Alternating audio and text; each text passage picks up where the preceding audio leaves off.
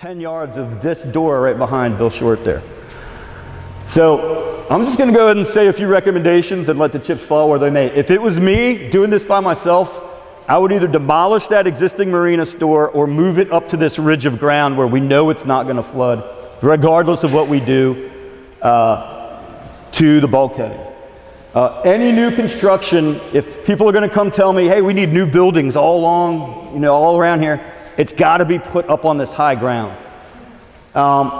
If we're going to raise the grade of this property, the landmarks we should use on Cannon Street are the brick pump house and this shed. That's how high the grade in theory should be raised. Is that even possible or affordable? I don't know, but in an ideal world, that's what we need to do. And lastly, as I said earlier, any fixed piers should be at least as high as the dock that houses Sultana and Echo Hill. The only time I've ever seen that dock flood is in the hurricane, like Hurricane Sandy or Isabel.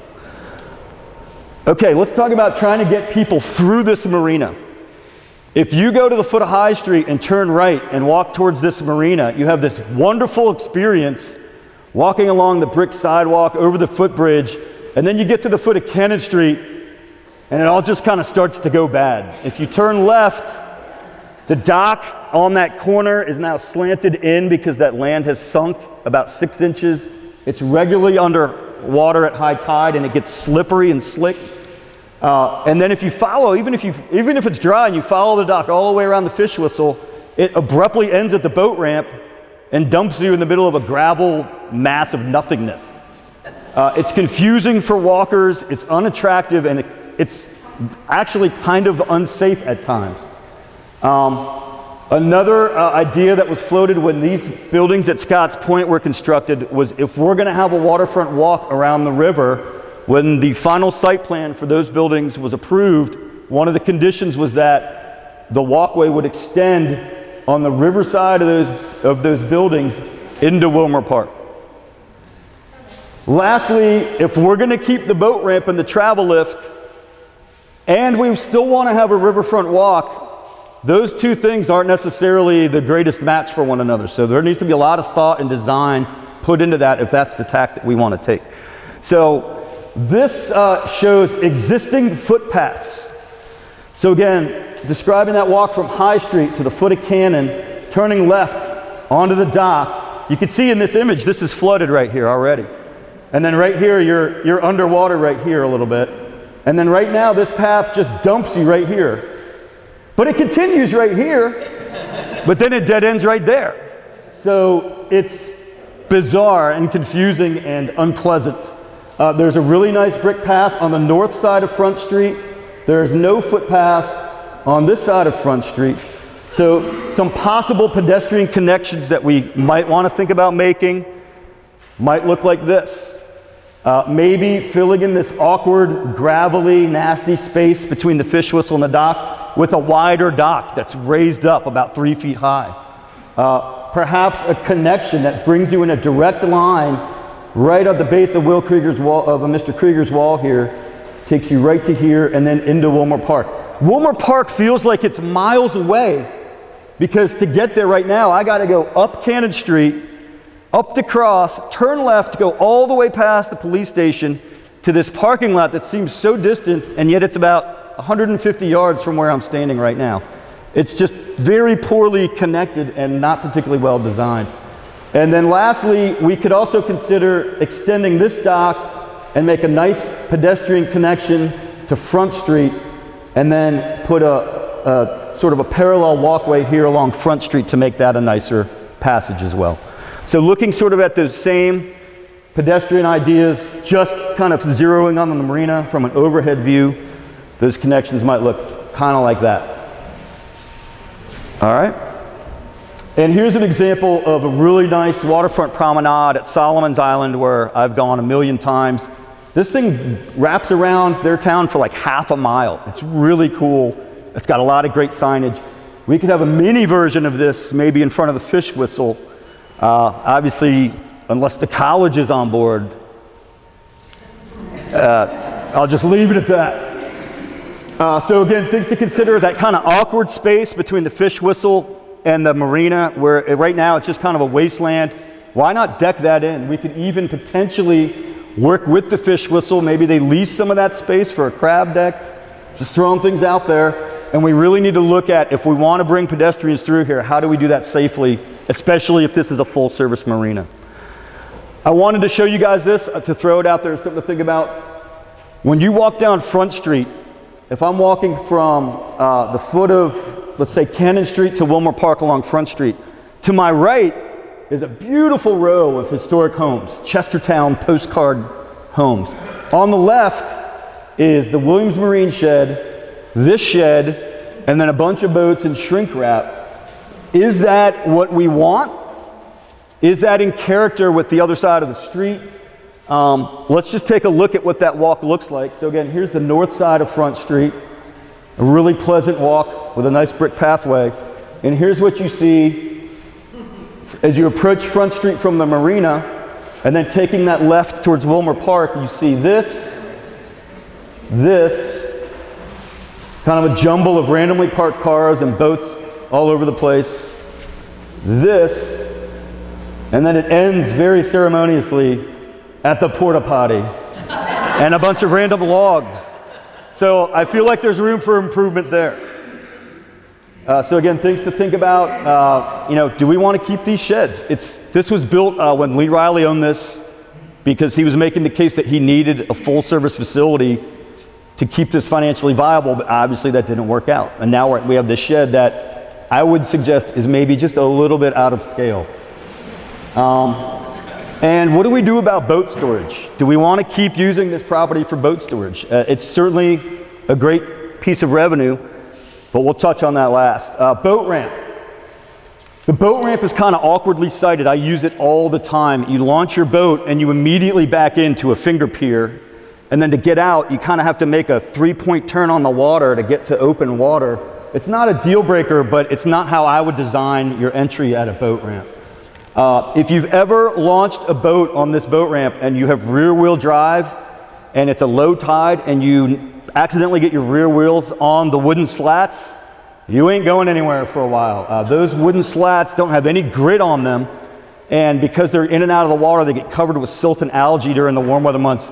And people get stuck there all the time. Trust me, I've done it about 5 times. And lastly, as long as I've been here, there's never been any marked spaces for boat trailers. So especially when there's a good crabbing run up the river, or there's some sort of event down here, and you got a lot of John Boaty type guys launching their boats, they just literally end up everywhere. And it's kind of a mess. So here's the boat ramp at that low tide. See those wooden slats? They're in decent shape, but they're very slick. This wall is designed to prevent precisely what's happening here, because it's in disrepair. And then just an overhead view to show you how we might want to think about resiting this. Here's a guy launching his boat. You bang right into this finger pier. There's also nowhere for a boat to wait to come in or out. So you end up kind of circling randomly in here, which is not a big area.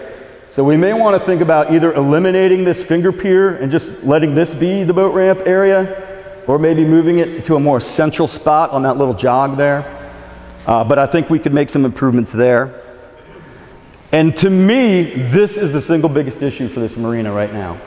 If you walk around this property from April to November, I'm going to say 75% of the hard ground is taken up by boat storage. Now, here's some pluses and minuses. This is a significant piece of income for this property. Of the $90,000 a year, I think about 35 to 40 of it is boat storage revenue. That's a big line item for us. Folks like Echo Hill and a lot of individuals that you could have seen right before this started rely on the travel lift to take their boats out and fix their boats up. I will also say that the cost of insuring, maintaining, and especially operating a big professional piece of equipment like a travel lift is a big expense for the town. And you guys are now underwriting that expense. And lastly, particularly if we keep both the boat ramp and the travel lift, is that really a good idea then to bring a waterfront walk through both of those facilities? I think we could do it with one or the other, but both, I'm not so sure. So some questions we need to address soon. Should we keep the travel lift? Should we continue to use the marina for year-round boat storage? Can we move the boat storage off-site? If so, where would that be? How would that work? And should we continue to keep these sheds and use them for boat maintenance? Those are questions that need to be addressed. Here's a picture of the travel lift. And just look at the hard ground and look at this is not a cold weather image, by the way. These trees are leafed out. This is like late April or May. And most of this property is boat storage, on land anyway. So if we want to bring pedestrian trails through here, that's cool. But we've got to reconcile that with how it's currently used, and if we may need to make some changes. And here I think is my last topic, is parking. The parking at the foot of Cannon Street, there's no striping anywhere. So again, it's kind of a hodgepodge when you go down there. It's regularly flooded. The parking spaces in the Fish Whistle, that's not town-owned property. A little bit of it, sliver of it is, that regularly floods. There's never been any designated parking for boat trailers. Do we want to think about connecting Front Street to Wilmer Park? Right now, there's probably 30 empty spaces at Wilmer Park, which is about 150 yards that way. It seems like it's way far away, but it's right next door, and it would take about 10 yards of pavement to make that connection. And lastly, if we wanted to try to create a new place to put trailers off-site, maybe we could push that parking lot even further north and have kind of a trailer parking area that's not right here. Again, these are not decisions that have been made. These are things that we need to discuss and decide. So here are the various parking areas. Again, right here, this could be a parking area. This makes a lot of sense for boat trailers, but there's a lot of boats in the way. This makes sense, but again, boat storage. This is the Fish Whistle. This is a parking area, again, often used, about half of those spots by Fish Whistle employees.